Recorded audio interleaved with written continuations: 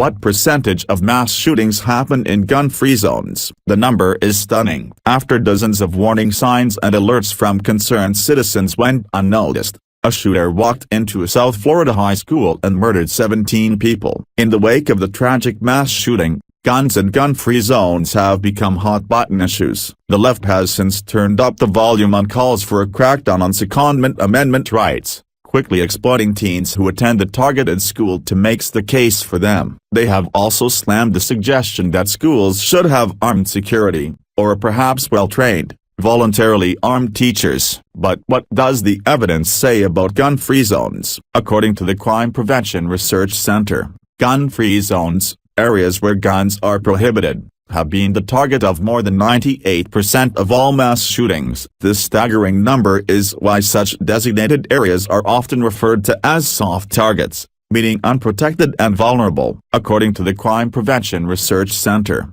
only a little more than 1% of mass public shootings since 1950 have occurred in places that were not considered to be a gun-free zone, reports The Blaze. In fact, as Crime Prevention Research Center President John Lott Jr. noted in October 2015, only 2 mass shootings in the U.S. since 1950 have occurred in an area where citizens were not prohibited from carrying a gun. Former Vice President Joe Biden, a Democrat, introduced the Gun-Free School Zones Act, GFZA, to the U.S. Senate in 1990, and it was signed into law by then-President George H.W. Bush, a Republican. The act was clearly proposed with the intent to prevent mass shootings at such precious areas as schools. But the act, as the statistics prove, did not result in the desired outcome. While mass shootings are a complex issue with more than one action needed to prevent them, it seems unclear why gun control advocates would hold so tight to their well-intended,